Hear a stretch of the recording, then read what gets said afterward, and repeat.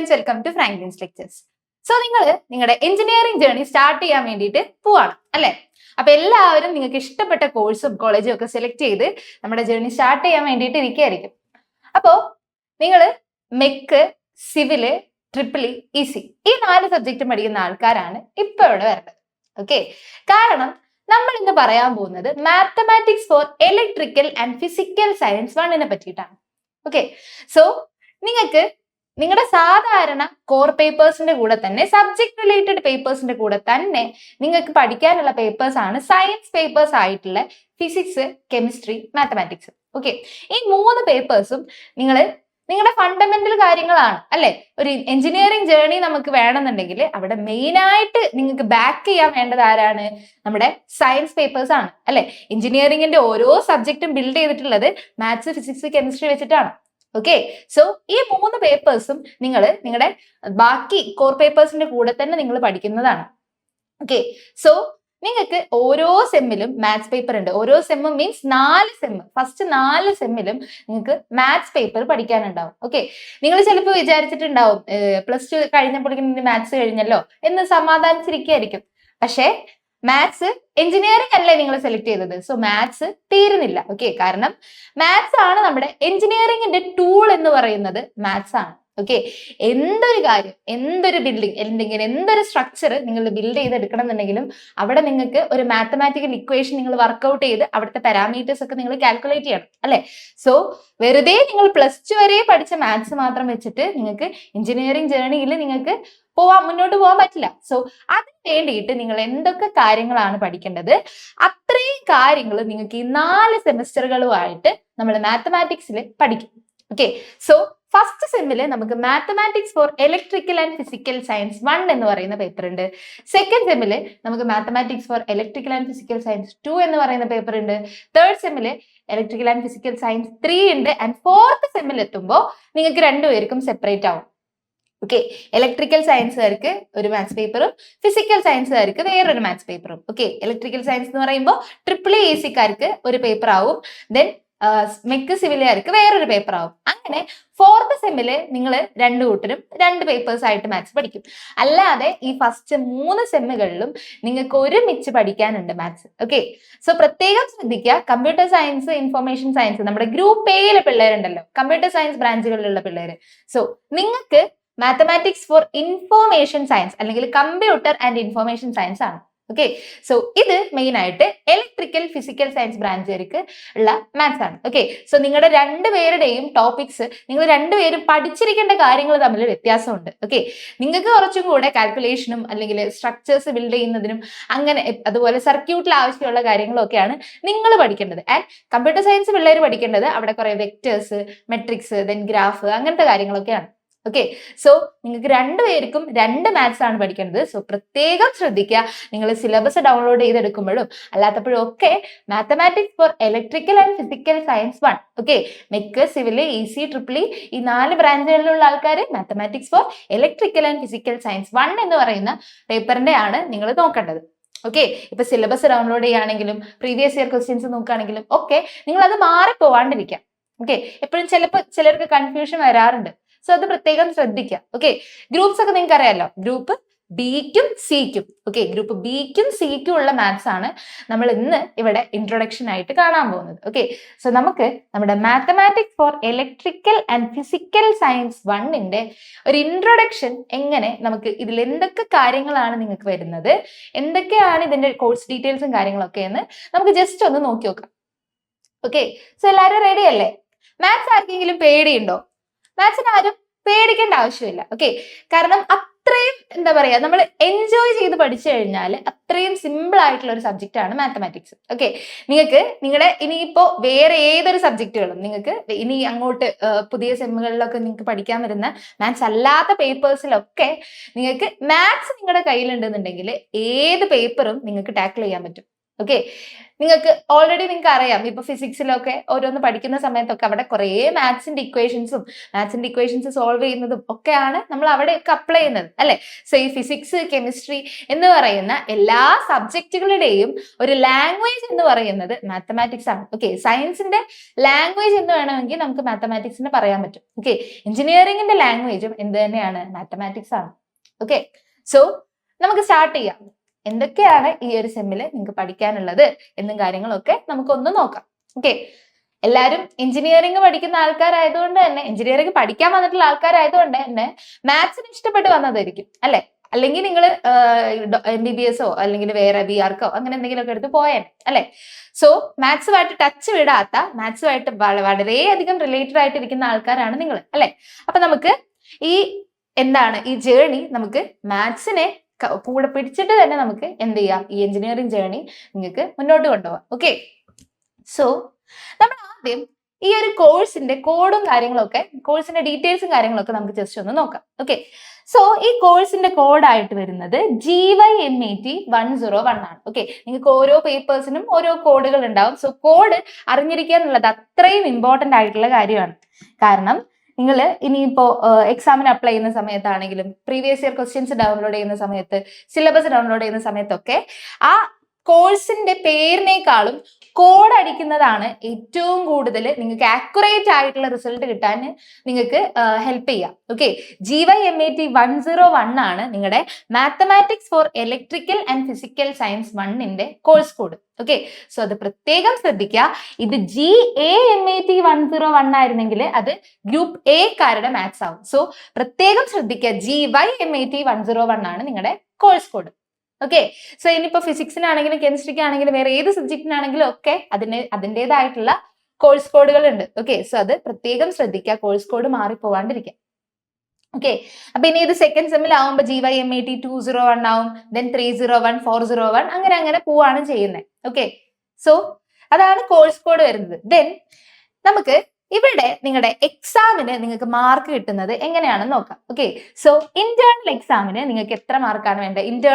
Internal മാർക്കായിട്ട് നിങ്ങൾക്ക് maximum 40 മാർക്കാണ് ഇവിടെ വേണ്ടത്. ഓക്കെ, ഇന്റേണൽ മാർക്ക് നിങ്ങളുടെ ആ ഒരു മാർക്കിന്റെ സ്പ്ലിറ്റിംഗ് എങ്ങനെയാണ് നമ്മൾ കാണും. ഓക്കെ, സോ അസൈൻമെന്റ്, പ്രൊജക്ട്, അതുപോലെ ഇന്റേണൽ എക്സാം, ഇതൊക്കെ എല്ലാം കൂടെ കൂട്ടിയിട്ട് 40 മാർക്കാണ് നിങ്ങൾ ടോട്ടൽ ഇന്റേണൽ മാർക്കായിട്ട് നിങ്ങൾക്ക് വേണ്ടത്. ഓക്കെ, ദെൻ സെം എക്സാമിന്, നിങ്ങൾ റിട്ടൺ ആയിട്ടുള്ള സെം എക്സാമിന് 60 മാർക്കാണ് നിങ്ങൾക്ക് ഈ ഒരു പേപ്പറിൽ നിങ്ങൾക്ക് വേണ്ടത്. ഓക്കെ, എല്ലാ പേപ്പറിനും ഇങ്ങനെയാണ് എന്നല്ല, ഇത് ഈ ഒരു മാത്സിന്റെ ഈ ഒരു പേപ്പറിന് നിങ്ങൾക്ക് 60 മാർക്കാണ് റിട്ടൺ എക്സാമിൽ ടോട്ടൽ ആയിട്ട് ഉണ്ടാവുക. ഓക്കെ, അതിന്റെ പാറ്റേൺ എങ്ങനെയാണെന്നൊക്കെ നമുക്ക് പരിചയപ്പെടാറുണ്ട്. ഓക്കെ, സോ ഇത് എത്ര ക്രെഡിറ്റ് ഉള്ള പേപ്പറാണ്? 3 ക്രെഡിറ്റ് ഉള്ള പേപ്പറാണ്. ഓക്കെ, നിങ്ങളുടെ കോർ പേപ്പർ അല്ല. സോ കോർ പേപ്പർ ആയിരുന്നെങ്കിൽ 4 ക്രെഡിറ്റ് ഉണ്ടായേനെ.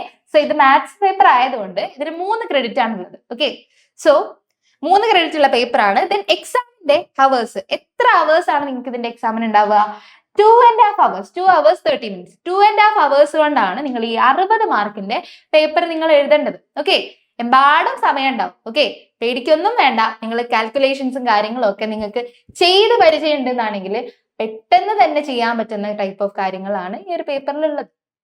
ഓക്കെ, അവിടെ ആ ചെയ്ത് പരിചയം ഉണ്ടാവുക എന്നുള്ളത് അത്ര ഇമ്പോർട്ടന്റ് ആണ്. കാരണം നിങ്ങൾ പ്രാക്ടീസ് ചെയ്താൽ മാത്രമേ ഈ 2.5 മണിക്കൂർ കൊണ്ട് ഈ പേപ്പർ എഴുതി തീർക്കാൻ പറ്റുള്ളൂ. ഓക്കെ, ക്വസ്റ്റ്യൻസ് ഒക്കെ പ്രാക്ടീസ് ചെയ്ത് നന്നായിട്ട് ഓരോ പ്രോബ്ലംസ് വർക്ക്ഔട്ട് ചെയ്താലേ നിങ്ങൾക്ക് ഈ 2.5 മണിക്കൂർ കൊണ്ട് ഈ പേപ്പർ സക്സസ്ഫുള്ളി കംപ്ലീറ്റ് ചെയ്യാൻ പറ്റുള്ളൂ. ഓക്കെ, സോ അപ്പോ നമ്മൾ ഈ പേപ്പർ പഠിക്കുന്നതിന് മുന്നേ നിങ്ങൾക്ക് ഇതിൽ പ്രീ റിക്വസ്റ്റ് ആയിട്ട് മുന്നേ നിങ്ങൾക്ക് അറിഞ്ഞിരിക്കേണ്ടത് basic knowledge in single variable calculus. Okay, calculus നിങ്ങൾക്ക് അറിയാലോ, ഡിഫറൻഷിയേഷൻ, ഇന്റഗ്രേഷൻ ഒക്കെ നിങ്ങൾ +1 +2 പഠിച്ചിട്ടുള്ളതാണ് അല്ലെ. ഇപ്പൊ എൻട്രൻസിന് പ്രിപ്പയർ ചെയ്യുമ്പോഴൊക്കെ നിങ്ങൾ അത് നന്നായിട്ട് പഠിച്ചിട്ടുണ്ടാവും.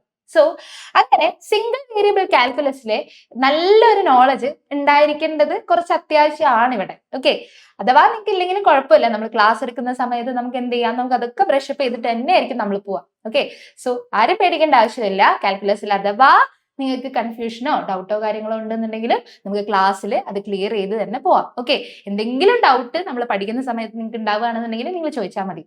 സോ ഇതൊരു തിയറി പേപ്പർ ആണ്, പ്രാക്ടിക്കൽസ് ഒന്നും ഇല്ലാത്ത ഒരു കോഴ്സാണ്. ഓക്കെ, മാത്സ് ആണ്. സോ പ്രാക്ടിക്കൽസ് ഇല്ല, തിയറിയാണ്. ഓക്കെ, അപ്പൊ നമുക്കിനി ഇന്റേണൽ എക്സാമിന്റെ സ്പ്ലിറ്റ് എങ്ങനെയാണ് വരുന്നത് നോക്കാം. ഓക്കെ, എപ്പോഴും എല്ലാവരും എക്സ്റ്റേണൽ എക്സാമിന് മാത്രം അല്ലെങ്കിൽ സെം എക്സാമിന് മാത്രം വെച്ചിട്ട് പഠിക്കാനിരിക്കും. ഓക്കെ, അത് ചെയ്യരുത്. നിങ്ങൾ ഓരോ ദിവസവും നിങ്ങൾ ഒരു ഒരു ടൈം ടേബിളോ അല്ലെങ്കിൽ നിങ്ങളൊരു പ്ലാൻ വെച്ചിട്ട് നിങ്ങൾ പഠിച്ചിട്ട് പോകണം. കാരണം നിങ്ങൾക്ക് first internal exam, second internal exam എന്ന് പറഞ്ഞിട്ട് സെം എക്സാമിന് മുന്നേ 2 എക്സാംസ് വരാറുണ്ട്. സോ അവരും നിങ്ങളുടെ ഇന്റേണൽ മാർക്കിലേക്ക് കോൺട്രിബ്യൂട്ട് ചെയ്യും. ഓക്കെ, സോ ഇന്റേണൽ മാർക്സിന്റെ സ്പ്ലിറ്റ് എങ്ങനെയാ വരുന്നത് നോക്ക്. അറ്റൻഡൻസിന് 5 മാർക്ക് ഉണ്ട്, പ്രൊജക്ടിന് 15 മാർക്ക്, ദെൻ ഫസ്റ്റ് ഇന്റേണൽ എക്സാമിന് 10 മാർക്ക്, സെക്കൻഡ് ഇന്റേണൽ എക്സാമിനും 10 മാർക്ക്. ഓക്കെ, സോ നിങ്ങൾക്ക് 10 മാർക്കിനായിരിക്കുമല്ലോ എക്സാം, മേ ബി 20 മാർക്ക് അല്ലെങ്കിൽ 25 അങ്ങനെയൊക്കെ ആയിരിക്കും. ഓക്കെ, അതിനെ എന്നിട്ട് ഫാക്കൽറ്റീസ് എന്ത് ചെയ്യും, 10 മാർക്കിലേക്ക് സ്കെയിൽ ചെയ്ത് കൊണ്ടുവരികയാണ് ചെയ്യുക. ഓക്കെ, സോ നിങ്ങൾ ഉഴപ്പരുത്. സെമ്മില് ഉഴപ്പിക്കഴിഞ്ഞാൽ നിങ്ങളുടെ ഇന്റേണൽ മാർക്കിനെ നന്നായിട്ട് അത് ബാധിക്കും. സോ ഇന്റേണൽ മാർക്ക് വെറുതെ ഉള്ളതല്ല, അത് ആ 40 മാർക്ക് നിങ്ങളുടെ ടോട്ടൽ മാർക്ക് 100ലാണ് ഉണ്ടാവുക. സോ ആ 100നെ നന്നായിട്ട് ബാധിക്കുന്ന ഒരാളാണ് ഈ ഇന്റേണൽ എക്സാമിന്റെ mark. Okay, so internal exam നിങ്ങൾ നന്നായിട്ട് തന്നെ ഫോക്കസ് ചെയ്യണം. സോ ഇന്റേണൽ എക്സാമിന് നിങ്ങൾക്ക് നന്നായിട്ട് പഠിക്കാൻ പറ്റിയിട്ടുണ്ടെന്നുണ്ടെങ്കിൽ പിന്നെ എക്സ്റ്റേണൽ സെം എക്സാമിനെ പറ്റിയിട്ട് നിങ്ങൾക്ക് ടെൻഷൻ ആവേണ്ട ആവശ്യമില്ല. ഓക്കെ, കാരണം ഫസ്റ്റ് ഇന്റേണലിലും സെക്കൻഡ് ഇന്റേണലിലും ആയിട്ട് നിങ്ങൾ 4 മൊഡ്യൂൾസും നിങ്ങൾ കവർ ചെയ്തിട്ടുണ്ടാവും. സോ പിന്നെ നിങ്ങൾക്ക് ലാസ്റ്റ് സെം എക്സാം ആകുമ്പോൾ എന്ത് ചെയ്താൽ മതി, അത് നിങ്ങൾക്ക് തന്നെ ജസ്റ്റ് ഒന്ന് ബ്രഷ് അപ്പ് ചെയ്തെടുക്കേണ്ട കാര്യം ഉണ്ടാവുള്ളൂ. ഓക്കെ, അപ്പൊ ഇങ്ങനെയാണ് ഇന്റേണൽ എക്സാമിന്റെ മാർക്കിന്റെ സ്പ്ലിറ്റ് വരുന്നത്. ഓക്കെ, ദെൻ സെം എക്സാമിന്റെ പാറ്റേൺ എങ്ങനെയാണ് വരുന്നത് നോക്കിയാലോ. സോ സെം എക്സാം നിങ്ങൾക്ക് എങ്ങനെയാണുള്ളത്, നിങ്ങൾ നിങ്ങൾ ആദ്യമായിട്ട് നമ്മുടെ KTUവിന്റെ എക്സാം എഴുതാൻ വേണ്ടി പോകുന്ന ആൾക്കാരാണ് അല്ലെ. സോ ഇത്രയും കാലം നിങ്ങൾ കീം എക്സാമും +2 +10 ഒക്കെ ബോർഡ് എക്സാംസും കാര്യങ്ങളൊക്കെയാണ് നിങ്ങൾ എഴുതിയിട്ടുണ്ടാവുക. സോ സെം എക്സാം KTUവിന്റെ ഈ ഒരു 2024 സ്കീമിലെ സെം എക്സാമിന്റെ പാറ്റേൺ എങ്ങനെയാണെന്ന് വെച്ചാൽ 2 പാർട്ടായിട്ടാണ് ക്വസ്റ്റ്യൻ പേപ്പർ ഉണ്ടാവുക. ഓക്കെ, പാർട്ട് A എന്നും പാർട്ട് B എന്നും പറഞ്ഞിട്ട് 2 പാർട്ടായിട്ടാണ് ക്വസ്റ്റ്യൻ പേപ്പർ ഉണ്ടാവുക. ഓക്കെ, സോ ആ ക്വസ്റ്റ്യൻ പേപ്പറിലെ പാർട്ട് എയിൽ നിങ്ങൾക്ക് ചെറിയ ക്വസ്റ്റ്യൻസ് ആയിരിക്കും. 3 മാർക്കിന്റെ ചെറിയ കുഞ്ഞു ക്വസ്റ്റ്യൻസ്, വല്ലാണ്ട് നീട്ടി വലിച്ചൊന്നും എഴുതാനില്ലാത്ത കുറച്ച് കാൽക്കുലേഷൻസ് മാത്രം വരുന്ന ക്വസ്റ്റ്യൻസ് ആയിരിക്കും പാർട്ട് എയിൽ ഉണ്ടാവുക. സോ അങ്ങനെ ആ പാർട്ട് എയിൽ 8 ക്വസ്റ്റ്യൻസ് ആണുള്ളത്. ഓക്കെ, നിങ്ങൾക്ക് ടോട്ടൽ 4 മൊഡ്യൂൾ ഉണ്ട്. ഈ 4 മൊഡ്യൂളുകളിൽ നിന്നും ഓരോന്നിൽ നിന്നും 2 ക്വസ്റ്റ്യൻസ് വീതം.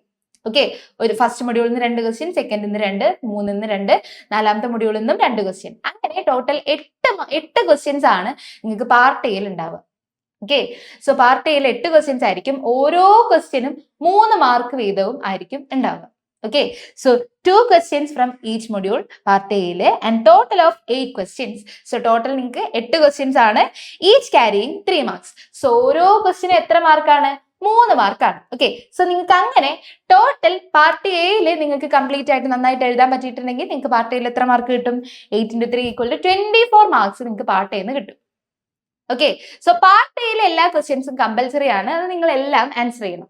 ദെൻ പാർട്ട് ബിയിലേക്ക് വരുന്ന സമയത്ത് അവിടെ നമുക്ക് കമ്പൽസറി ക്വസ്റ്റ്യൻസ് അല്ല.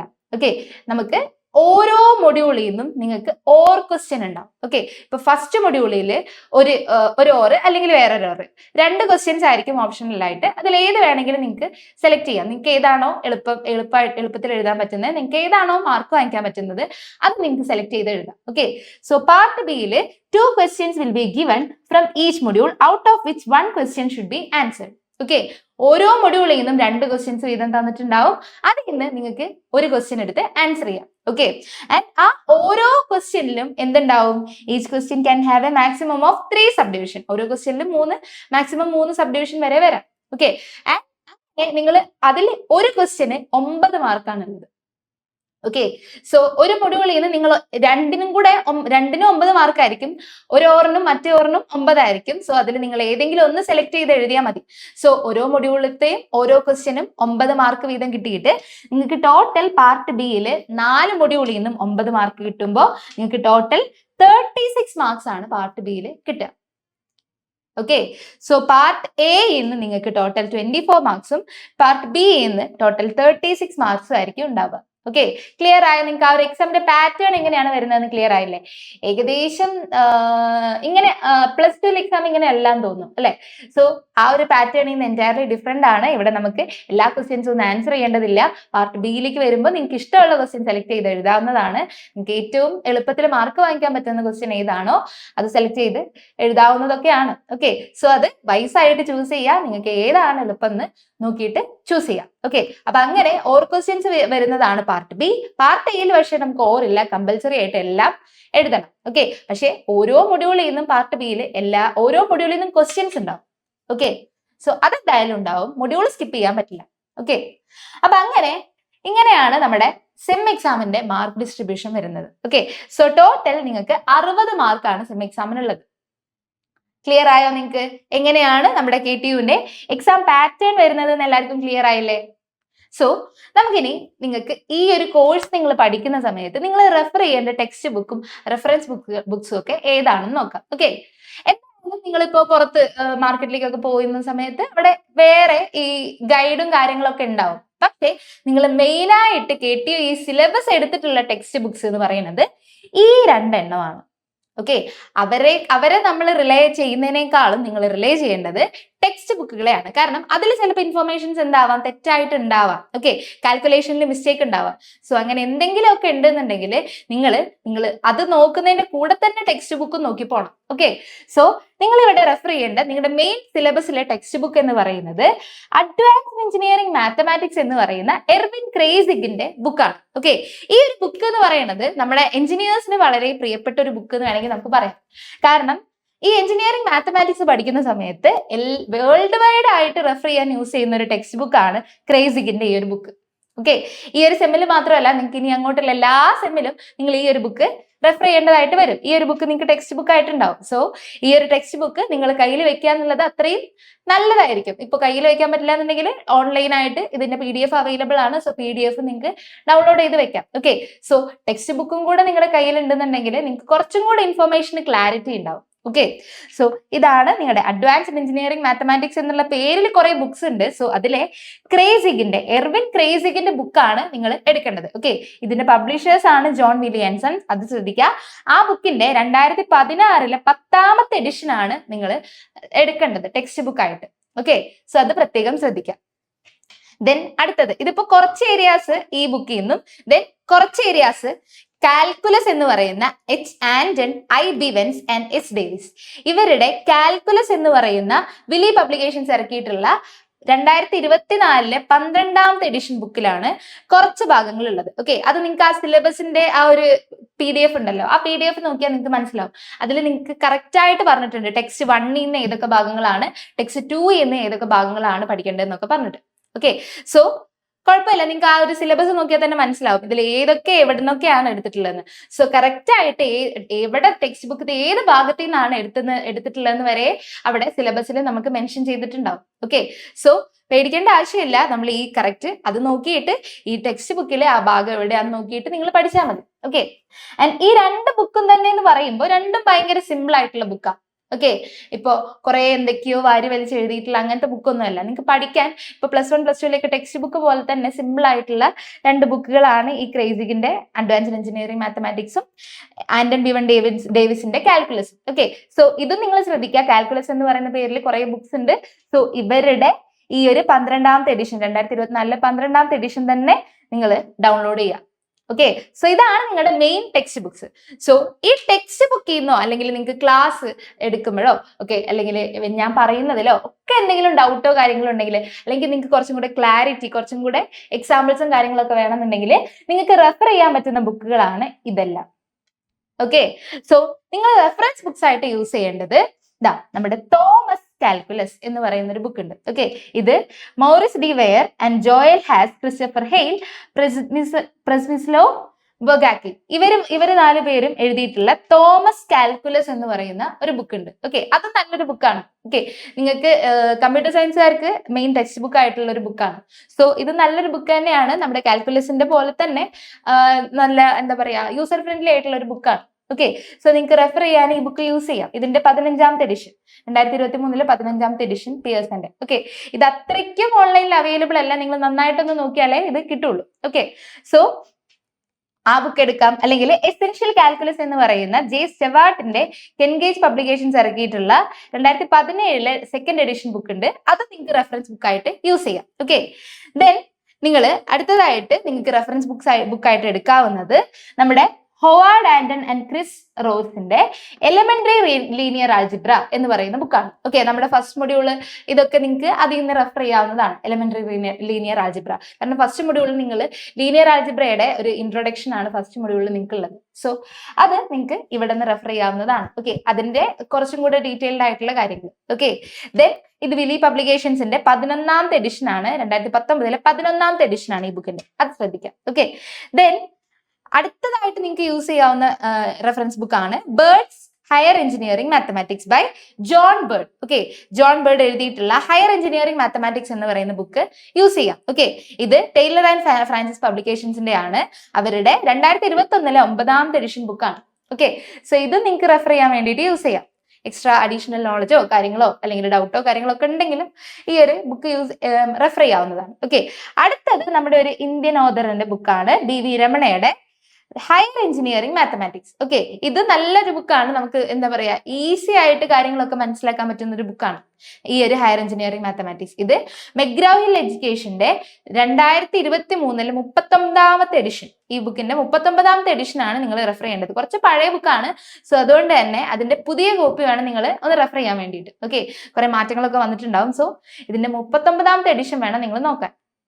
ഓക്കെ, ദെൻ നിങ്ങൾ അടുത്തത് നിങ്ങൾ റെഫർ ചെയ്യേണ്ടതാണ് നമ്മുടെ സിഗ്നൽസ് ആൻഡ് സിസ്റ്റംസ് എന്ന് പറയുന്ന സിമൺ ഹെയ്ക്കിൻ, ബാരി വാൻ വീൻ അവരുടെ ബുക്ക്. ഓക്കെ, അത് നിങ്ങൾക്ക് ആ ഫൊറിയർ ലാപ്ലേസ് ട്രാൻസ്ഫോംസ് അങ്ങനത്തെ മൊഡ്യൂളൊക്കെ ഉണ്ട്. സോ അവിടെ നിങ്ങൾക്ക് കുറച്ചും കൂടെ അതിന്റെ പ്രാക്ടിക്കലി ഉള്ള കാര്യങ്ങളൊക്കെ മനസ്സിലാക്കാൻ ഈ ഒരു ബുക്ക് നിങ്ങളെ ഹെൽപ്പ് ചെയ്യും. ഓക്കെ, സോ ഇതിന്റെ വിലി പബ്ലിക്കേഷൻസ് ഇറക്കിയിട്ടുള്ള ബുക്കാണ്. ആ ബുക്കിന്റെ 2002 സെക്കൻഡ് എഡിഷൻ. ഓക്കെ, സോ ഈ ബുക്സ് ഒക്കെയാണ് നിങ്ങളെ ഈ ഒരു ജേർണിയിൽ നിങ്ങളെ ഹെൽപ്പ് ചെയ്യാൻ പോകുന്നത്. ഓക്കെ, നിങ്ങളെ മെയിൻ ആയിട്ട് ഫോക്കസ് ചെയ്യേണ്ടത് ഈ 2 ബുക്സിലുമാണ്. ആൻഡ് നിങ്ങളെ ഹെൽപ്പ് ചെയ്യാൻ വേണ്ടിയിട്ടുള്ള ആൾക്കാരാണ് ഇവർ 6 പേരും.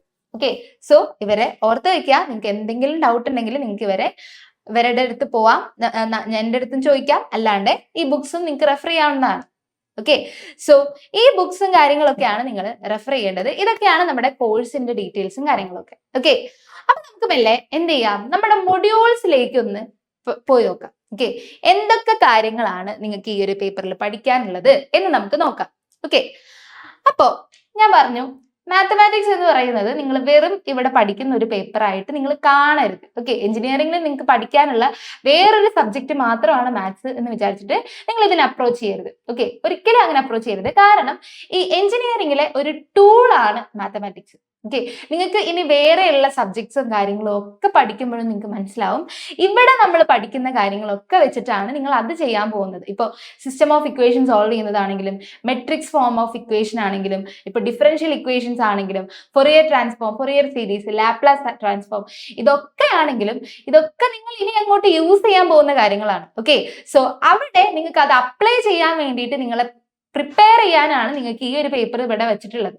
ഓക്കെ, സോ നന്നായിട്ട് തന്നെ ഇത് മാത്സ് പേപ്പർ ആണല്ലോ, ക്രെഡിറ്റ് കുറവാണല്ലോ എന്നൊന്നും പറഞ്ഞിട്ട് നിങ്ങൾ പഠിക്കാണ്ടിരിക്കരുത്. എപ്പോഴും കുട്ടികൾ എന്താ പറയാ, ഒന്ന് സ്റ്റക്കായി പോകുന്നതാണ് മാത്സ് പേപ്പർ. ഓക്കെ, കാരണം ചിലപ്പോൾ അവര് കോർ പേപ്പേഴ്സ് പഠിച്ചിട്ട് മാത്സ് ചിലപ്പോൾ പഠിക്കാതെ ഇരിക്കുകയാണെങ്കിലൊക്കെ അവർ പിന്നെ അവസാനം കഷ്ടപ്പെടും. ഓക്കെ, സോ അതുപോലെ മാത്സിൽ നമ്മളെ കോൺസെപ്റ്റ് നിങ്ങൾ ക്ലിയർ ആയിട്ടാണ് പഠിക്കുന്നതെന്നുണ്ടെങ്കിൽ നിങ്ങൾക്ക് ഇത് കറക്റ്റ് ഇനി അങ്ങോട്ട് പോകുന്ന സമയത്ത് എവിടെയാണ് അപ്ലൈ ചെയ്യുന്നത് എന്നൊക്കെ നിങ്ങൾക്ക് കറക്റ്റ് ആയിട്ട് മനസ്സിലാവും. ഓക്കെ, സോ നന്നായിട്ട് മാത്സിന്റെ പേടിയൊന്നും ഇല്ലാണ്ട് കോൺസെപ്റ്റ് ഒക്കെ ക്ലിയർ ആക്കിയിട്ട് പഠിക്കാം. ഓക്കെ, അതാണ് ഇമ്പോർട്ടന്റ്. ഓക്കെ, അല്ലാണ്ട് ഇപ്പോൾ എക്സാമിന്റെ തലേന്ന് പോയിരുന്ന് പഠിക്കാൻ നോക്കി കഴിഞ്ഞാൽ നിങ്ങൾക്ക് ആ സെമ്മിൽ പഠിച്ച മാത്സ് മൊത്തത്തിൽ നിങ്ങൾക്ക് അന്ന് കിട്ടൂല അല്ലെ. നിങ്ങൾക്ക് ജസ്റ്റ് പ്രീവിയസ് ഇയറിൽ ചോദിച്ചിട്ടുള്ള ക്വസ്റ്റ്യൻസ് എന്താണെന്ന് മാത്രം നോക്കിയിട്ട് എനിക്ക് പഠിക്കാൻ പറ്റും. ഓക്കെ, സോ അങ്ങനെ പഠിക്കാണ്ടിരിക്കുക, കൺസിസ്റ്റന്റ് ആയിട്ട് പഠിച്ചിട്ട് പോവാ. ഓക്കെ, ഓരോ ടോപ്പിക്സും കൺസിസ്റ്റന്റ് ആയിട്ട് പഠിച്ചിട്ട് പോവാ. എങ്കിൽ മാത്രമേ നമുക്ക് മാത്സിൽ നിങ്ങൾക്കൊന്ന് എക്സൽ ചെയ്യാൻ പറ്റുള്ളൂ. മാത്സിൽ എക്സൽ ചെയ്യാൻ പറ്റിയാലേ എന്ത് ചെയ്യാൻ പറ്റുള്ളൂ, നമുക്ക് എഞ്ചിനീയറിംഗിൽ എക്സൽ ചെയ്യാൻ പറ്റുള്ളൂ അല്ലെ. സോ നമുക്ക് നോക്കാം ഇവിടെ എന്തൊക്കെ കാര്യങ്ങളാണ് ഇവിടെ പഠിക്കാനുള്ളതെന്ന്. ഓക്കെ, പേടിക്കൊന്നും വേണ്ട. നമ്മുടെ +1 +2 നിങ്ങൾ പഠിച്ചിട്ടുള്ള കാര്യങ്ങളുണ്ടല്ലോ, അതിന്റെ ഒക്കെ കുറച്ചും കൂടെ ഒരു ഹയർ വേർഷൻ, അതാണ് നിങ്ങൾക്ക് ഈ ഒരു പേപ്പറിൽ ഉള്ളത്. ഓക്കെ, ഈ പേപ്പറിൽ മാത്രമല്ല, എഞ്ചിനീയറിംഗിലെ മൊത്തം മാത്സും അങ്ങനെ തന്നെയാണ്. നിങ്ങൾ +1 +2 പഠിച്ചിട്ടുള്ള കാര്യങ്ങളുടെ കുറച്ചും കൂടെ അഡ്വാൻസ്ഡ്, കുറച്ചും കൂടെ നിങ്ങൾക്ക് ആപ്ലിക്കേഷൻ ലെവലിൽ അതിനെ എങ്ങനെ യൂസ് ചെയ്യാൻ പറ്റും എന്നുള്ളതാണ് നമുക്ക് ഈ ഒരു പേപ്പറിലും അല്ലെങ്കിൽ മാത്സ് പേപ്പേഴ്സിലായിട്ട് നിങ്ങൾക്ക് പഠിക്കാനുള്ളത്. ഓക്കെ, സോ ഒരു ബുദ്ധിമുട്ടും ഇല്ലാതെ നിങ്ങൾക്ക് ആ ഒരു കോൺസെപ്റ്റ് ക്ലിയർ ആണെങ്കിൽ, അല്ലെങ്കിൽ നിങ്ങൾ കുറച്ച് കാൽക്കുലേഷൻസും കാര്യങ്ങളും ഒക്കെ ചെയ്യാൻ റെഡി ആണെന്നുണ്ടെങ്കിൽ അത്രയും സിമ്പിൾ ആയിട്ടുള്ള പേപ്പറാണ്. ഓക്കെ, അപ്പൊ നമുക്ക് നോക്കാം ഫസ്റ്റ് മൊഡ്യൂളിന്റെ ടോപ്പിക്സ് എന്തൊക്കെയാണെന്ന്. ഓക്കെ, ഫസ്റ്റ് മൊഡ്യൂളിൽ നിങ്ങൾ ലീനിയർ ആൾജിബ്ര എന്ന് പറയുന്ന മാത്തമാറ്റിക്സിലെ ഒരു ഏരിയയിലേക്കുള്ള ഒരു ഇൻട്രൊഡക്ഷൻ പോലെയാണ് ഫസ്റ്റ് മൊഡ്യൂൾ ഉള്ളത്. ഓക്കെ, ഫസ്റ്റ് മൊഡ്യൂളിൽ നിങ്ങൾക്ക് linear systems of equations solve ചെയ്യുന്നതും അതിൽ ലീനിയർ സിസ്റ്റംസ് ഓഫ് ഇക്വേഷൻസ് എന്താണെന്നും അത് ഗോസ് എലിമിനേഷൻ മെത്തേഡ് വഴി എങ്ങനെ ലീനിയർ സിസ്റ്റംസ് സോൾവ് ചെയ്യാമെന്നും അതിന്റെ മെട്രിക്സ് ഫോം എങ്ങനെയാണ് ക്രിയേറ്റ് ചെയ്യാമെന്നും ഒക്കെ നിങ്ങൾ പഠിക്കും. Okay, then row echelon form of a matrix എന്താണെന്നും linear independence and rank of a matrix ഇവർ തമ്മിലുള്ള ബന്ധം എന്താണെന്നും ഒക്കെ നമ്മൾ പഠിക്കും. ഓക്കെ, ഇതൊക്കെ ഹൈലി ഇന്റർറിലേറ്റഡ് ആയിട്ടുള്ള കാര്യങ്ങളാണ്. ഇതിന്റെ ഒരു കോർ കൺസെപ്റ്റ് ഇവിടെ റോ എക്സലോൺ ഫോം, റാങ്ക് എന്നൊക്കെ പറയുന്ന കോർ കോൺസെപ്റ്റുകൾ ഉണ്ട്. സോ ആ കോർ കോൺസെപ്റ്റ് നിങ്ങൾക്ക് മനസ്സിലായിട്ടുണ്ടെന്നുണ്ടെങ്കിൽ ഈ ഒരു മൊഡ്യൂൾ മൊത്തം നിങ്ങൾക്ക് എളുപ്പമായിരിക്കും. ഓക്കെ, സോ അത് നിങ്ങൾ ശ്രദ്ധിക്കുക. ഓക്കെ, ദെൻ ഇവിടെ എന്തൊക്കെയാണ് നമ്മൾ solutions of linear systems, existence and uniqueness. So ഒരു ലീനിയർ സിസ്റ്റം കിട്ടിക്കഴിഞ്ഞാൽ അതിന്റെ സൊല്യൂഷന്റെ പല രീതികളുണ്ട്, അതൊക്കെ എങ്ങനെയാണെന്നും കാര്യങ്ങളൊക്കെ നമ്മൾ പഠിക്കും. ഓക്കെ, സോ ഈ ലീനിയർ സിസ്റ്റം എന്ന് പറയുന്നത് നിങ്ങൾ പണ്ട് പഠിച്ചിട്ടുണ്ടാവും. ഇക്വേഷൻ സോൾവ് ചെയ്യുന്നത് നിങ്ങൾ ചെറിയ ക്ലാസ്സിൽ നിന്ന് പഠിച്ചിട്ടുള്ളതാണ് അല്ലെ. സോ അതിന്റെ ഒരു ഹയർ വേർഷൻ നിങ്ങൾക്ക് ഇനി റിയൽ ലൈഫിലേക്ക് വരുമ്പോൾ നിങ്ങൾ പല എഞ്ചിനീയറിംഗ് പ്രോബ്ലംസ് സോൾവ് ചെയ്യുന്ന സമയത്ത് നിങ്ങൾ കാണാൻ പോകുന്ന ആളാണ് ഈ ലീനിയർ സിസ്റ്റംസ്. സോ അവരെ നിങ്ങൾ എങ്ങനെയാണ് സോൾവ് ചെയ്യുന്നതെന്നാണ് നമ്മൾ ഇവിടെ കാണാൻ പോകുന്നത്. ഓക്കെ, സോ ദെൻ അത് കഴിഞ്ഞ് നമ്മളിവിടെ മെട്രിക്സ് ഏഗൻ വാല്യൂ പ്രോബ്ലം, അല്ലെ നമ്മൾ ഒരു മെട്രിക്സ് കിട്ടിക്കഴിഞ്ഞാൽ അതിന് ഏഗൻ വാല്യൂ, ഏഗൻ വെക്ടർ എങ്ങനെയാണ് കണ്ടുപിടിക്കുന്നതെന്ന് പഠിക്കും. Then determining eigenvalues and eigenvectors. Then diagonalization of matrices, മെട്രിക്സസിനെ നമ്മൾ എങ്ങനെ ഡയഗണലൈസ് ചെയ്യും എന്നൊക്കെ നമ്മൾ പഠിക്കും. ഓക്കെ, ഈ ഡയഗണലൈസേഷൻ നമ്മളിപ്പം ഒരു കാൽക്കുലേഷൻ സിംപ്ലിഫൈ ചെയ്യാനും ഒരു മെട്രിക്സിനെ സിംപ്ലിഫൈ ചെയ്യാനും ഒക്കെ യൂസ് ചെയ്യുന്നതാണ്. ഓക്കെ, അപ്പോൾ മൊഡ്യൂൾ 1 ഒരു ഇമ്പോർട്ടന്റ് ആയിട്ടുള്ള മൊഡ്യൂളാണ്. ഓക്കെ, ഇവിടെ നിങ്ങൾ ഇത് സ്കിപ്പ് ചെയ്ത് കഴിഞ്ഞാൽ ഇനിയിപ്പോൾ നിങ്ങൾക്ക് സിവിൽ ആണെങ്കിൽ സ്ട്രക്ചറൽ അനാലിസിസ് എന്ന് പറയുന്ന പേപ്പർ വരും. ദെൻ ഇലക്ട്രിക്കലിലാണെങ്കിൽ കിർച്ചോഫ് ലോ, ഇങ്ങനത്തെ കുറേ കാര്യങ്ങളിലൊക്കെ നിങ്ങൾ അപ്ലൈ ചെയ്യാനുള്ള കാര്യമാണ് ഈ സിസ്റ്റം ഓഫ് ഇക്വേഷൻ. സോ ഇവിടെ നിങ്ങൾ ഇത് സ്കിപ്പ് ചെയ്ത് കഴിഞ്ഞാൽ അവിടെ എത്തുമ്പോൾ നിങ്ങൾക്ക് കൺഫ്യൂഷൻ ആവും. ഓക്കെ, സോ ഇത് സ്കിപ്പ് ചെയ്യാണ്ട് തന്നെ നന്നായിട്ട് തന്നെ പഠിക്കാം. ഓക്കെ, ദെൻ നമുക്ക് സെക്കൻഡ് മൊഡ്യൂളിലേക്ക് വരാം. സോ സെക്കൻഡ് മൊഡ്യൂളിലേക്ക് വരുമ്പോൾ അതൊരു പുതിയ ആളാണ്. ഓക്കെ, നമ്മൾ ഡിഫറൻഷിയേഷനും ഇന്റഗ്രേഷനും ഒക്കെ പഠിച്ചിട്ടുണ്ടല്ലോ, അതിന്റെ കുറച്ചും കൂടെ ഹയർ വേർഷൻ ഡിഫറൻഷ്യൽ ഇക്വേഷൻസ് എന്ന് പറയുന്ന ഒരു ടോപ്പിക്കാണ് നമുക്ക് ഈ സെക്കൻഡ് മൊഡ്യൂളിൽ ഉള്ളത്. ഓക്കെ, സെക്കൻഡ് മൊഡ്യൂൾ കുറച്ച് ഇമ്പോർട്ടന്റ് ആയിട്ടുള്ള കാര്യങ്ങൾ പഠിക്കുന്ന മൊഡ്യൂളാണ്. ഓക്കെ, ഇപ്പോൾ നിങ്ങളുടെ കേസിൽ നോക്കുകയാണെങ്കിൽ നിങ്ങളിപ്പോൾ ഹീറ്റ് ഇക്വേഷൻ, വേവ് ഇക്വേഷൻ എന്നൊക്കെ പറയുന്ന കുറേ ഇക്വേഷൻസും കാര്യങ്ങളൊക്കെ ഉണ്ട് അല്ലെ. സോ അവരെയൊക്കെ എങ്ങനെയാണ് സോൾവ് ചെയ്യുന്നത്, അങ്ങനെയുള്ള ഡിഫറൻഷ്യൽ ഇക്വേഷൻസ് വെച്ചിട്ട് നമ്മൾ എങ്ങനെയാണ് മോഡൽ ചെയ്യുന്നത്, എങ്ങനെയാണ് ഡിഫറൻഷ്യൽ ഇക്വേഷൻസ് സോൾവ് ചെയ്യുന്നത് എന്ന് നമ്മൾ പഠിക്കുന്ന മൊഡ്യൂളാണ് second module. Okay, so second മൊഡ്യൂളിൽ നിങ്ങൾക്ക് വരുന്ന ടോപ്പിക്സ് എന്തൊക്കെയാണ്? Homogeneous linear ODEs of second order. So second order വരുന്ന homogeneous linear ordinary differential equation. പേടിക്കൊന്നും വേണ്ട, പേരൊന്നും കേട്ടിട്ട് പേടിക്കണ്ട, നിങ്ങൾക്ക് അറിയുന്ന കാര്യങ്ങൾ തന്നെയാണ്. നമുക്ക് ആ മൊഡ്യൂൾ എത്തുമ്പോൾ നമുക്ക് പഠിക്കാം. ഓക്കെ, സോ അങ്ങനെ ഇത് ഭയങ്കര എളുപ്പമായത്. ഓക്കെ, ആ ഒരു സംഭവം എന്താണെന്ന് നമ്മൾ പഠിക്കും. ദെൻ സൂപ്പർ പൊസിഷൻ പ്രിൻസിപ്പിൾ വെച്ചിട്ട് നമ്മൾ എങ്ങനെ ഒരു ഓർഡിനറി ഡിഫറൻഷ്യൽ ഇക്വേഷൻ സോൾവ് ചെയ്യാന്ന് പഠിക്കും. ദെൻ ജനറൽ സൊല്യൂഷൻ എങ്ങനെയാണ് വരുന്നത് നോക്കും. Then homogeneous linear ODE of second order with constant coefficients. So ആദ്യം നമ്മൾ ജനറൽ സെക്കൻഡ് ഓർഡർ ODE പറ്റി പഠിക്കും. ദെൻ കോൺസ്റ്റന്റ് കോഎഫിഷ്യൻസ് ഉള്ള ഹോമോജീനിയസ് ലീനിയർ ODEs പറ്റി പഠിക്കും. Then method to find general solution and solution of linear initial value problem. So എങ്ങനെ നമ്മൾ ഈ ഇനീഷ്യൽ വാല്യൂ പ്രോബ്ലത്തിന്റെ സൊല്യൂഷൻ കണ്ടുപിടിക്കാം എന്നൊക്കെ അതിന്റെ മെത്തേഡ്സ് ഒക്കെ നമ്മൾ പരിചയപ്പെടും. ഓക്കെ, ദെൻ ആദ്യം നമ്മൾ ഹോമോജീനിയസ് ODEs പറ്റിയിട്ടാണ് പഠിക്കുന്നുണ്ടെങ്കിൽ ദെൻ അടുത്ത പാർട്ടിലേക്ക് വരുമ്പോൾ നമ്മൾ നോൺ ഹോമോജീനിയസ് ഓർഡിനറി ഡിഫറൻഷ്യൽ ഇക്വേഷൻസിനെ പറ്റിയിട്ടാണ് പഠിക്കുക. ഓക്കെ, എന്താണ് ഹോമോജീനിയസും നോൺ ഹോമോജീനിയസ് ഒക്കെ നമുക്ക് അവിടെ എത്തുമ്പോൾ പരിചയപ്പെടാം. ഓക്കെ, നിങ്ങൾ ഇപ്പൊ തന്നെ ടെൻഷൻ ആവൊന്നും വേണ്ട. So non homogeneous ODE with constant coefficients. Okay, അതാണ് നമ്മൾ ഇവിടെ പഠിക്കുക. ഓക്കെ, ഫങ്ഷണൽ കോഎഫിഷ്യൻസ് ഒന്നും ഇല്ല, കോൺസ്റ്റന്റ് കോഎഫിഷ്യൻസ് വരുന്നതാണ്. ദെൻ അവരുടെ ജനറൽ സൊല്യൂഷൻ എങ്ങനെയാണ് കണ്ടുപിടിക്കുന്നതെന്നും പെർട്ടിക്കുലർ സൊല്യൂഷൻ എങ്ങനെയാണ് കണ്ടുപിടിക്കുന്നതെന്നും using method of undetermined coefficients ഇതൊക്കെ നമ്മൾ നോക്കും. Okay, then particular solution for functions like k e raised to gamma x, k x raised to n, k cos omega x, k sin omega x, k e raised to alpha x, cos omega x, k e raised to alpha x, sin omega x ഇങ്ങനെയൊക്കെയുള്ള particular solution കണ്ടുപിടിക്കുന്നതാണ് നമ്മൾ നോക്കുന്നത്. Okay, ഇങ്ങനെയൊക്കെയുള്ള functions വെച്ചിട്ട് particular solution കണ്ടുപിടിക്കുന്നതാണ് നമ്മൾ പഠിക്കുന്നത്. Okay, then finally ഇങ്ങനെ ഇനീഷ്യൽ വാല്യൂ പ്രോബ്ലം എങ്ങനെയാണ് സോൾവ് ചെയ്യുന്നത്, non homogeneous second order linear ഒഡിയുടെ ഇനീഷ്യൽ വാല്യൂ പ്രോബ്ലം എങ്ങനെയാണ് സോൾവ് ചെയ്യാന്ന് നമ്മൾ പഠിക്കും. ഓക്കെ, സോ ഈ ഒരു മൊഡ്യൂൾ എന്ന് പറയുന്നത് നമ്മൾ ഡിഫറൻഷ്യൽ ഇക്വേഷൻസ് സോൾവ് ചെയ്യാൻ യൂസ് ചെയ്യുന്ന ഒരു മൊഡ്യൂളാണ്. സോ ഡിഫറൻഷ്യൽ ഇക്വേഷൻസ് എന്ന് പറയുമ്പോൾ ഇപ്പൊ നിങ്ങൾ മെക്കാനിക്സിലേക്ക് വരികയാണെങ്കിലും ഇപ്പോൾ ഹീറ്റ് ആൻഡ് മാസ് ട്രാൻസ്ഫർ അങ്ങനത്തെ ഒരു സബ്ജക്റ്റ് ഉണ്ട്, തെർമൽ എഞ്ചിനീയറിംഗ് ഇതിലേക്കൊക്കെ വരികയാണെങ്കിലും നിങ്ങൾക്ക് അവിടെ ഡിഫറൻഷ്യൽ ഇക്വേഷൻസ് നിങ്ങൾക്ക് കാണും. ഓക്കെ, ആൻഡ് അവരെ നിങ്ങൾ സോൾവ് ചെയ്യേണ്ടതായിട്ട് വരും. സോ ഇപ്പോൾ ഹീറ്റ് ഇക്വേഷൻ, വേവ് ഇക്വേഷൻ ഒക്കെ ഡിഫറൻഷ്യൽ ഇക്വേഷൻസ് ആണ്. സോ അവരെ നിങ്ങൾക്ക് സോൾവ് ചെയ്യാൻ അറിയാന്നുള്ളത് വളരെ ഇമ്പോർട്ടൻ്റ് ആയിട്ടുള്ള കാര്യമാണ്. ഓക്കെ, സോ ഈ ഒരു മൊഡ്യൂള് നിങ്ങൾ നന്നായിട്ട് ശ്രദ്ധിച്ചിട്ട് തന്നെ പഠിക്കണം. ഓക്കെ, ഫസ്റ്റ് മൊഡ്യൂളിന്റെ അത്രയ്ക്ക് എളുപ്പമല്ല, പക്ഷെ എന്നാലും നിങ്ങൾ കോൺസെപ്റ്റ് ക്ലിയർ ആണെങ്കിൽ എളുപ്പമാണ്. ഓക്കെ, സോ ഇത് വളരെ ഇമ്പോർട്ടന്റ് ആയിട്ടുള്ള ഒരു മൊഡ്യൂളാണ്. ഓക്കെ, ദെൻ അടുത്ത മൊഡ്യൂളിലേക്ക് വരുമ്പോൾ ഈ മൊഡ്യൂൾ സിമ്പിൾ ആണ്. ഓക്കെ, അതിന്റെ ആ ഒരു ഫംഗ്ഷൻ പോലെ തന്നെ സിമ്പിൾ ആയിട്ടുള്ള ഒരു മൊഡ്യൂളാണ് third module. Okay, so third മൊഡ്യൂളിൽ നമ്മൾ ലാപ്ലാസ് ട്രാൻസ്ഫോം എന്ന് പറയുന്ന ഒരു ടൂൾ ആണ് നമ്മൾ പഠിക്കുക. ഓക്കെ, ഈ ലാപ്ലാസ് ട്രാൻസ്ഫോം നമ്മൾ യൂസ് ചെയ്യുന്നത് കോംപ്ലക്സ് ആയിട്ടുള്ള പ്രോബ്ലംസിനെ സിംപ്ലിഫൈ ചെയ്യാൻ വേണ്ടിയിട്ടാണ്. ഓക്കെ, സിംപ്ലിഫൈ ചെയ്ത് അതിന്റെ സൊല്യൂഷൻ കണ്ടുപിടിക്കാനാണ് നമ്മൾ ലാപ്ലാസ് ട്രാൻസ്ഫോം യൂസ് ചെയ്യുന്നത്. ഓക്കെ, സോ ലാപ്ലാസ് ട്രാൻസ്ഫോമും ഇൻവേഴ്സ് ലാപ്ലാസ് ട്രാൻസ്ഫോമും എന്താണെന്ന് പഠിക്കും. ദെൻ അതിന്റെ linearity property, first shifting theorem, transform of derivatives, അങ്ങനെ നമ്മൾ ട്രാൻസ്ഫോംസിനെ പറ്റിയുള്ള കാര്യങ്ങളൊക്കെ ആദ്യം പഠിച്ചിട്ട് നമ്മൾ പിന്നെ എന്ത് ചെയ്യും, നമ്മൾ ഇനീഷ്യൽ വാല്യൂ പ്രോബ്ലം, നമ്മൾ നേരത്തെ അവിടെ കണ്ടിട്ടുള്ള ഇനീഷ്യൽ വാല്യൂ പ്രോബ്ലം ഉണ്ടല്ലോ, അതിന്റെ സൊല്യൂഷൻ നമ്മൾ എങ്ങനെ, solution of initial value problem by Laplace transform എങ്ങനെ നമ്മൾ കണ്ടുപിടിക്കും നമ്മൾ നോക്കും. ഓക്കെ, അവിടെ നമ്മൾ പഠിച്ചതിനേക്കാളും കുറച്ചും കൂടി ഈസി ആയിട്ടുള്ള മെത്തേഡാണ് ലാപ്ലാസ് ട്രാൻസ്ഫോം വഴി നിങ്ങൾക്ക് ഇക്വേഷൻസ് സോൾവ് ചെയ്യുമ്പോൾ കിട്ടുക.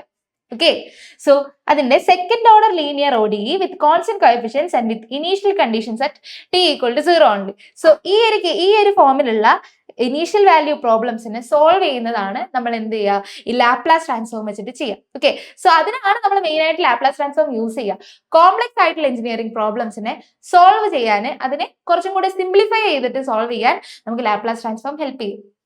ഓക്കെ, ദെൻ അത് കഴിഞ്ഞ് നമ്മൾ unit step function, second shifting theorem, then Dirac delta function and it's transform, അങ്ങനെയുള്ള കുറച്ച് സ്പെഷ്യൽ ഫംഗ്ഷൻസിന്റെ ഒക്കെ ലാപ്ലാസ് ട്രാൻസ്ഫോം ഒക്കെ നമ്മൾ കാണും. Okay, then initial value problems involving unit step function and Dirac delta functions are excluded. So ഇവരെല്ലാമുള്ള initial value problems നമുക്ക് വേണ്ട, നമുക്ക് ഇവരെ എന്താണ്, അതിന്റെ ട്രാൻസ്ഫോം എന്താണെന്നൊക്കെ നമുക്ക് പഠിക്കാനുള്ളൂ. ഓക്കെ, ദെൻ നമ്മൾ കൺവല്യൂഷൻ തിയറം പഠിക്കും. കൺവല്യൂഷൻ തിയറം എന്ന് പറയുമ്പോൾ അത് നമുക്ക് അവിടെ എത്തുമ്പോൾ നമുക്ക് കാണാം, നമ്മളൊരു ഫംഗ്ഷന്റെ പ്രൊഡക്റ്റ് എടുത്തിട്ട് ഉള്ള ലാപ്ലാസ് ട്രാൻസ്ഫോം ഒക്കെയാണ്. Okay, and its application to find the inverse Laplace transform of product of functions. So അത് യൂസ് ചെയ്തിട്ട് നമ്മൾ എങ്ങനെ ഒരു ഫംഗ്ഷൻസിന്റെ പ്രൊഡക്റ്റിന്റെ ഇൻവേഴ്സ് കണ്ടുപിടിക്കാം എന്നൊക്കെയാണ് നമ്മൾ കൺവല്യൂഷൻ തിയറത്തിന്റെ ആ ഒരു ഏരിയയിൽ നമ്മൾ നോക്കാം.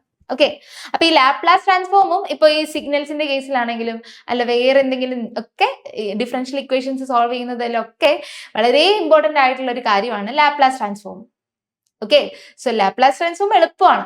ഓക്കെ, മറ്റേ നമ്മൾ സെക്കൻഡ് മൊഡ്യൂളിൽ പഠിക്കുന്ന കാര്യങ്ങളെ ഒന്നും കൂടെ സിംപ്ലിഫൈ ചെയ്യാനാണ് ലാപ്ലാസ് ട്രാൻസ്ഫോം യൂസ് ചെയ്യുക. ഓക്കെ, സോ ഇത് കുറച്ചും കൂടെ എളുപ്പമുള്ളതാണ്. പക്ഷെ ഇതിലാണ് നിങ്ങൾക്ക് കുറച്ചും കൂടി ഇന്റഗ്രേഷനും കാര്യങ്ങളൊക്കെ കുറച്ചും കൂടെ നന്നായിട്ട് അറിയേണ്ടത് ഈ ഒരു മൊഡ്യൂളിലേക്കാണ്. ഓക്കെ, ദെൻ നമ്മൾ ഫോർത്ത് മൊഡ്യൂളിലേക്ക് വരികയാണെങ്കിൽ ഇത് അതിനേക്കാളും എളുപ്പമാണ്. ഓക്കെ, എനിക്ക് തോന്നുന്നു കുറച്ചും കൂടെ ഈ ഒരു മൊത്തം പേപ്പറിൽ തന്നെ കുറച്ചും കൂടെ നല്ല സിമ്പിൾ ആയിട്ട് ജസ്റ്റ് ഇക്വേഷൻസ് പഠിച്ചാൽ തന്നെ നിങ്ങൾക്ക് ചെയ്യാൻ പറ്റുന്ന ഒരു മൊഡ്യൂളാണ് നമ്മുടെ ഫോർത്ത് മൊഡ്യൂൾ എന്ന് പറയുന്നത്.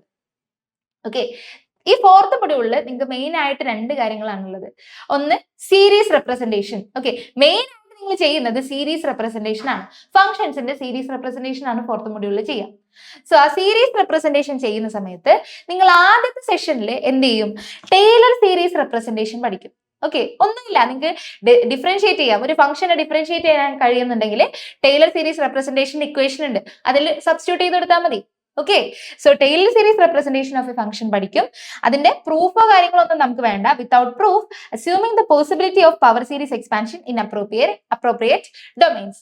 സോ പവർ സീരീസ് എക്സ്പാൻഷൻ ഉണ്ട് എന്നുള്ളത് അസ്യൂം ചെയ്തിട്ട് നമ്മൾ അത് പഠിക്കും. ഓക്കെ, ദെൻ ആ ടെയ്ലർ സീരീസിന്റെ തന്നെ ഒരു സ്പെഷ്യൽ കേസ് ആയിട്ടുള്ള മെക്ലോറിൻ സീരീസ് റെപ്രസെന്റേഷനും നമ്മൾ പഠിക്കും ആദ്യത്തെ ഒരു സെക്ഷനിൽ. ഓക്കെ, ടെയ്ലർ സീരീസിന്റെ ഒരു സ്പെഷ്യൽ കേസ് ആണ് മെക്ലോറിൻ സീരീസ്. സോ അത് നമുക്ക് അവിടെ എത്തുമ്പോൾ കാണാം. ഓക്കെ, ദെൻ അത് കഴിഞ്ഞ് നമ്മൾ വേറൊരു ടൈപ്പ് ഓഫ് സീരീസിനെ പറ്റിയിട്ടാണ് പഠിക്കുക. ഓക്കെ, ഈ ഒരു സീരീസ് വളരെയധികം ഇപ്പോ നമ്മൾ യൂസ് ചെയ്യുന്ന ഒരു സീരീസ് ആണ്. ഇനി അത് കഴിഞ്ഞ് നമ്മൾ പഠിക്കുന്നത്, നിങ്ങൾ കേട്ടിട്ടുണ്ടാവും ഈ പേര്, ഫൊറിയർ എന്ന് പറയുന്ന പേര് നിങ്ങൾ കേട്ടിട്ടുണ്ടാവും അല്ലെ?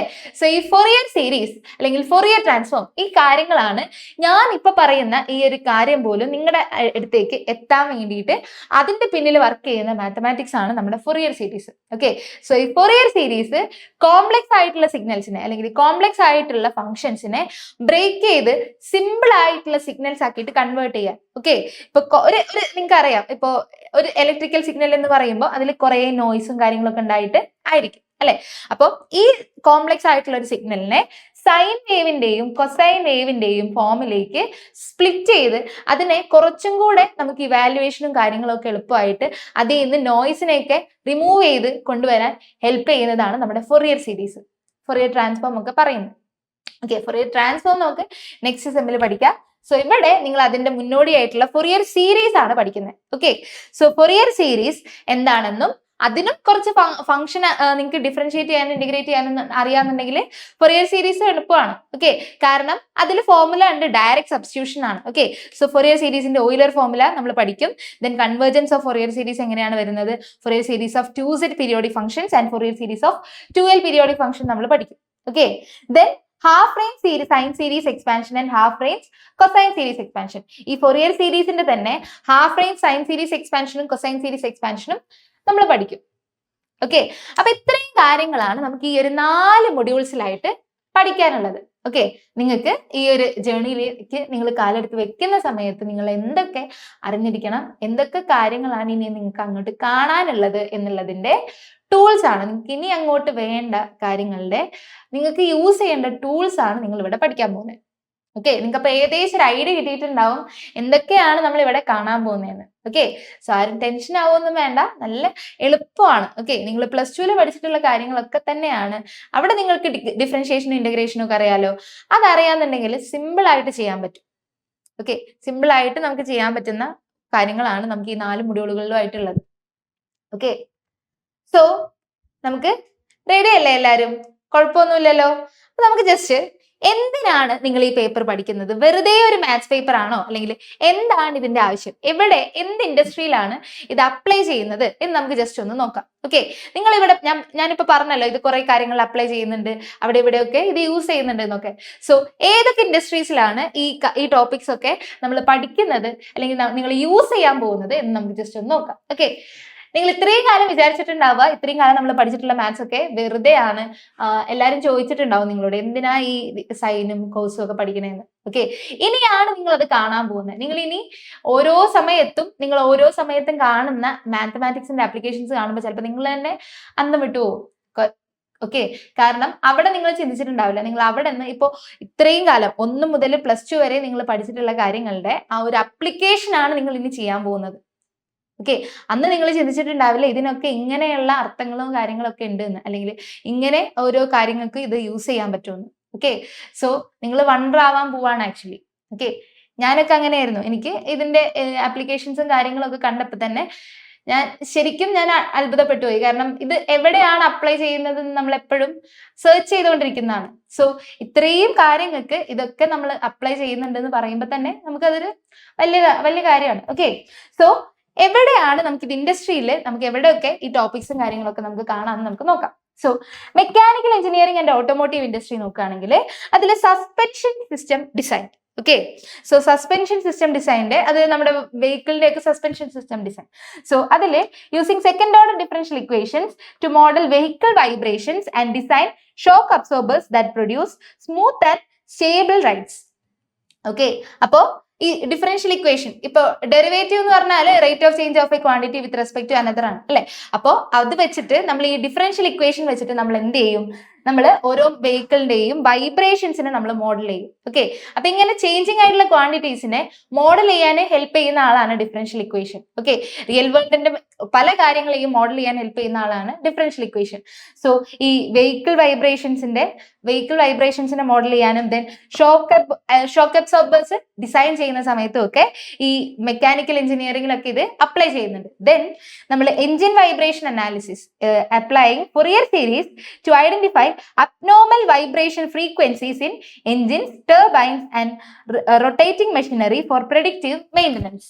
ഓക്കെ, അപ്പോൾ നമ്മൾ പറഞ്ഞു ഈ ഫൊറിയർ സീരീസ് നമ്മുടെ കോംപ്ലക്സ് ആയിട്ടുള്ള സിഗ്നൽസിനെ സ്പ്ലിറ്റ് ചെയ്യാനാണെന്ന്. അപ്പോൾ ഈ ഫൊറിയർ സീരീസ് വഴി നിങ്ങളിപ്പോൾ ഈ വൈബ്രേഷൻ ഫ്രീക്വൻസിയിലൊക്കെ ഉണ്ടാവുന്ന ഇപ്പോൾ വൈബ്രേഷൻ ഫ്രീക്വൻസിനെ നമ്മൾ മാപ്പ് ചെയ്ത് നോക്കുകയാണെങ്കിൽ അതിലുണ്ടാവുന്ന അബ്നോർമാലിറ്റീസ് ഒക്കെ നമ്മൾ ഒരു വലിയ സിഗ്നലിനെ നമ്മൾ ബ്രേക്ക് ഡൗൺ ചെയ്തിട്ട് സ്പ്ലിറ്റ് ചെയ്ത് സൈൻ കൊസൈൻ വേവ്സ് ഒക്കെ ആക്കി മാറ്റുമ്പോൾ കറക്റ്റ് ആ അബ്നോർമാലിറ്റീസ് എവിടെയാണ് വരുന്നതെന്ന് നിങ്ങൾക്ക് കറക്റ്റ് ആയിട്ട് ഐഡന്റിഫൈ ചെയ്യാൻ വേണ്ടി പറ്റും. ഓക്കെ, സോ അതിനൊക്കെ എഞ്ചിൻ വൈബ്രേഷൻ അനാലിസിസിൽ ഹെൽപ്പ് ചെയ്യുന്നതാണ് ഫൊറിയർ സീരീസ് എന്ന് പറയുന്നത് നമ്മുടെ ടോപ്പിക്. ഓക്കെ, ദെൻ എഞ്ചിൻസ് മാത്രമല്ല ടർബൈൻസ് ആണെങ്കിലും റൊട്ടേറ്റിംഗ് മെഷീനറി ഒക്കെ ആണെങ്കിലും അവരെ അപ്പോൾ എവിടെയാണ് അതിനൊരു ഫോൾട്ട് വരാൻ പോകുന്നത് എന്നൊക്കെ നമുക്കപ്പോൾ മുൻകൂട്ടി കാണാൻ പറ്റും. Okay, then robotic manufacturing arms. So robotic മാനുഫാക്ചറിംഗിലൊക്കെ നോക്കുകയാണെങ്കിൽ നമ്മുടെ ഫസ്റ്റ് മൊഡ്യൂളിൽ നമ്മൾ പഠിക്കുന്ന കാര്യങ്ങളൊക്കെ ഉണ്ടല്ലോ, മെട്രിക്സ്, ലീനിയർ ആൾജിബ്രയുടെ കാര്യങ്ങളൊക്കെ. So using matrices and linear systems to calculate motion, rotation and positioning of robotic arms in automobile manufacturing points. So ഈ റോബോട്ടിക് ആംസിന്റെ ഒക്കെ മോഷനെ കൺട്രോൾ ചെയ്യാനും അവരുടെ എന്തൊക്കെയാണ് ഇൻഡിപെൻഡന്റ് മോഷൻസ് എന്നും ഒക്കെ നോക്കാൻ വേണ്ടിയിട്ട് നമ്മുടെ മെട്രിസസും ലീനിയർ സിസ്റ്റം ഓഫ് ഇക്വേഷനും ഒക്കെ ഹെൽപ്പ് ചെയ്യും. Okay, then heat transfer in എഞ്ചിൻസിലൊക്കെ അവിടെയാണ് ഹീറ്റ് ട്രാൻസ്ഫറിലാണ് നമുക്ക് മെയിൻ ആയിട്ട് ഡിഫറൻഷ്യൽ ഇക്വേഷൻസ് വരുന്നത്. Okay, so applying differential equations to analyse heat flow in engines, boilers and thermal system. Okay, thermal സിസ്റ്റംസിലൊക്കെ ഹീറ്റ് ഫ്ലോ അനലൈസ് ചെയ്യാൻ ഇത് ഹെൽപ്പ് ചെയ്യും. Then automatic cruise control. So automatic cruise കൺട്രോളിൽ നമ്മുടെ using Laplace transform to design vehicle control systems that automatically maintain speed and stability. So ഈ വണ്ടികളുടെയൊക്കെ സ്പീഡും സ്റ്റെബിലിറ്റിയും ഒക്കെ maintain ചെയ്യാനുള്ള വെഹിക്കിൾ കൺട്രോൾ സിസ്റ്റംസിലൊക്കെ ഇത് അപ്ലൈ ചെയ്യുന്നുണ്ട്. Then CAD and 3D mechanical design. Okay, so CAD and 3D ഡിസൈനിലൊക്കെ നിങ്ങൾ അവിടെ അപ്ലൈ ചെയ്യുന്നത് എന്താണ്, നമ്മൾ ഫസ്റ്റ് മൊഡ്യൂളിൽ പഠിക്കുന്ന സിസ്റ്റം, മെട്രിക്സ്, അതിന്റെ ഈഗൻ വാല്യൂ, ഈഗൻ വെക്ടർ അങ്ങനെയുള്ള ടോപ്പിക്കുകളാണ്. Okay, so applying eigen values and matrix transformations in computer aided mechanical design and motion stimulate softwares. So അങ്ങനെയുള്ള ആ സോഫ്റ്റ്വെയർസിലൊക്കെ അല്ലെങ്കിൽ സിസ്റ്റം സോൾവ് ചെയ്യുന്ന സോഫ്റ്റ്വെയർസിലൊക്കെ നമ്മൾ അവിടെ ഫസ്റ്റ് മൊഡ്യൂളിൽ പഠിക്കുന്ന കാര്യങ്ങളാണ് നമ്മൾ അപ്ലൈ ചെയ്യുന്നത്. ഓക്കെ, ദെൻ സിവിൽ ആൻഡ് അത് നമ്മൾ മെക്കാനിക്കൽ ആയിരിക്കും. ദെൻ സിവിൽ ആൻഡ് സ്ട്രക്ചറൽ എഞ്ചിനീയറിംഗിൽ നോക്കുകയാണെങ്കിലോ earth resistant building design. Okay, so നമ്മൾ ഡിഫറൻഷ്യൽ ഇക്വേഷൻസ് യൂസ് ചെയ്തിട്ട് നമ്മൾ ഒരു ബിൽഡിങ്ങിന്റെയോ അല്ലെങ്കിൽ ബ്രിഡ്ജിന്റെയോ ഒക്കെ എന്ത് ചെയ്യും, study vibration behaviour of buildings and bridges during earth. So earth ഉണ്ടാവുന്ന സമയത്ത് ബ്രിഡ്ജസിന്റെയും ബിൽഡിങ്ങിന്റെയും വൈബ്രേഷൻ ഒക്കെ റെസൊണൻസ് വരുമോ അല്ലെങ്കിൽ അത് കൊളാപ്സ് ആവോ എന്നൊക്കെ നോക്കാൻ വേണ്ടിയിട്ട് നമ്മൾ ഡിഫറൻഷ്യൽ ഇക്വേഷൻസ് യൂസ് ചെയ്യും. Okay, then bridge stability analysis, applying eigenvalues and eigenvectors to identify resonance frequencies and prevent structural failures in bridges and skyscrapers. So ഇവിടെ നമ്മൾ eigenvalues, eigenvectors ഒക്കെ അനലൈസ് ചെയ്തിട്ട് റെസൊണൻസ് ഫ്രീക്വൻസി നമുക്ക് ഡിറ്റർമൈൻ ചെയ്യാൻ വേണ്ടിയിട്ട് പറ്റും. Okay, so ആ റെസൊണൻസ് ഫ്രീക്വൻസി വരുമ്പോഴാണ് അവിടെ ഒരു എന്ത് വരിക, ഫോൾട്ട് വരിക, അല്ലെങ്കിൽ അവിടെ ആ ഒരു സ്ട്രക്ചറൽ ഒരു ഫെയിലിയർ വരിക അല്ലെ. അപ്പോൾ അത് വരാണ്ടിരിക്കാൻ വേണ്ടിയിട്ട് ഇത് നമ്മളെ ഹെൽപ്പ് ചെയ്യും. Okay, then traffic flow optimization using Laplace transforms to model traffic systems and optimize smart traffic signal control. So Laplace transform നമ്മൾ optimization യൂസ് ചെയ്യും. ഓക്കെ, അപ്പൊ ഈ ട്രാഫിക് ഫ്ലോ ഒപ്റ്റിമൈസേഷൻ ഇത് ഹെൽപ്പ് ചെയ്യും.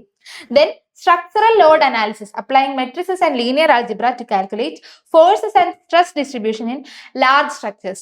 So വലിയ സ്ട്രക്ചേഴ്സിലേക്ക് ഫോഴ്സസും സ്ട്രെസ് ഡിസ്ട്രിബ്യൂഷനും ഒക്കെ analyse ചെയ്യാൻ അത് നമ്മളെ ഹെൽപ്പ് ചെയ്യും. Okay, then wave and vibration മോഡലിംഗിലോ, സോ വേവ് ആൻഡ് വൈബ്രേഷൻ മോഡലിംഗിൽ മെയിൻ ആയിട്ട് വരുന്ന ആളാണ് നമ്മുടെ Fourier series. So Fourier series എന്താണ്, നമ്മളെ സിമ്പിൾ കമ്പോണൻസ് ആയിട്ട് ബ്രേക്ക് ചെയ്യാൻ ഹെൽപ്പ് ചെയ്യുന്ന ആളാണ് അല്ലെ. So using Fourier series to analyse periodic forces caused by wind, machinery or seismic activity on buildings.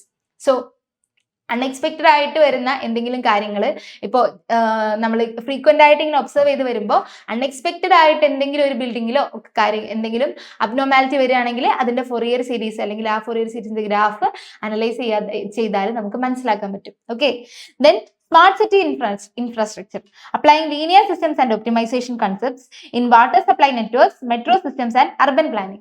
So, അങ്ങനെ ഈ linear systems optimization techniques ഒക്കെ നമുക്ക് ഈ smart cities ഒക്കെ നമ്മൾ പ്ലാൻ ചെയ്യുന്ന സമയത്തൊക്കെ നമുക്കത് ഹെൽപ്പ് ചെയ്യും. Okay, then electronics and communication സിസ്റ്റംസിൽ നമ്മൾ യൂസ് ചെയ്യുന്നതാണ്, നമ്മുടെ മെയിൻ ആയിട്ട് യൂസ് ചെയ്യുന്നതാണ് Fourier series. Okay, നമ്മുടെ മൊബൈൽ കമ്മ്യൂണിക്കേഷൻ സിസ്റ്റംസിലൊക്കെ using Fourier series to process and transmit signals in 4G, 5G, Wi-Fi and satellite communication systems. Okay, അപ്പോൾ നമ്മുടെ ഈ സിഗ്നലിന്റെ വേവ് ലെങ്ത്തും ബാൻഡ് വിഡ്ത്തും ഒക്കെ നോക്കിയിട്ട് അതിൽ ഏറ്റവും സ്ട്രോങ് ആയിട്ടുള്ള സിഗ്നലിനെ ഐഡന്റിഫൈ ചെയ്യാനൊക്കെ Fourier series ഹെൽപ്പ് ചെയ്യും. Then signal filtering and noise reduction, applying Laplace transform to remove unwanted noise from audio, video and communication signals. So audio video communication സിസ്റ്റംസിലൊക്കെ അൺവാണ്ടഡ് ആയിട്ടുള്ള കാര്യങ്ങൾ നോയ്സ് ഒക്കെ റിമൂവ് ചെയ്യാൻ filter ചെയ്യാൻ നമുക്ക് Laplace transform help ചെയ്യും. Okay, then digital signal processing. So digital signal പ്രോസസ്സിംഗിലൊക്കെ നമ്മുടെ using Fourier analysis in speech recognition, image enhancement and voice assistance like Alexa and Siri. Okay, നമ്മുടെ ഡിജിറ്റൽ സിഗ്നൽ പ്രോസസ്സിംഗ് എന്ന് പറയുന്ന ഒരു main area തന്നെ ഉണ്ട്. Okay, അതിൽ നമുക്ക് മെയിൻ ആയിട്ട് വരുന്ന ആളാണ് നമ്മുടെ Fourier series.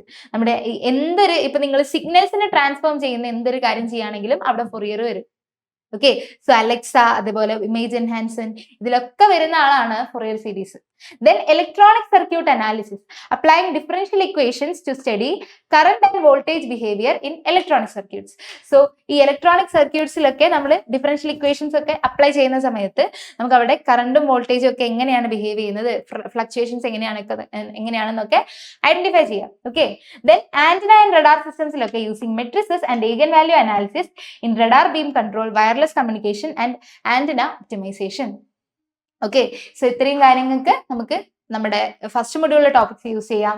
Then medical signal processing. അപ്പോൾ ഈ സിഗ്നൽ പ്രോസസ്സിംഗ് വരുന്ന ഏതൊരു സ്ഥലത്തും നമ്മുടെ Fourier ട്രാൻസ്ഫോമും അതുപോലെ ലാപ്ലാസ് ട്രാൻസ്ഫോമും ഒക്കെ വരും. Okay, then applying Fourier techniques in ECG, EEG and biomedical signal analysis systems. Okay, ഇതിലൊക്കെ നമ്മുടെ Fourier ട്രാൻസ്ഫോം വരുന്നുണ്ട്. ഓക്കെ, ദെൻ അടുത്തതാണ് നമ്മുടെ ഇലക്ട്രിക്കൽ എഞ്ചിനീയറിംഗ്സിൽ. ഓക്കെ, ഇലക്ട്രിക്കൽ ആൻഡ് ഇലക്ട്രോണിക് എഞ്ചിനീയറിംഗിൽ നമ്മൾ നോക്കുകയാണെങ്കിൽ power system stability. Okay, using eigenvalues and matrix methods to analyze the stability of electrical power grids and prevent blackouts.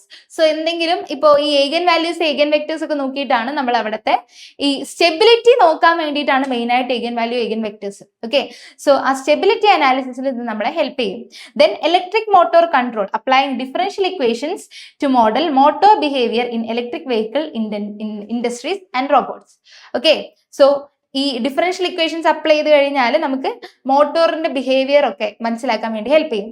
Then transformer and circuit analysis using Laplace transforms to study transient responses in electronic circuits and power systems. Okay, so ഈ Laplace transform നിങ്ങൾ നല്ലോണം കാണും. ഇപ്പോൾ electrical electronics ഒക്കെ പഠിക്കുന്ന ആൾക്കാർ Laplace transform നല്ലോണം കാണും.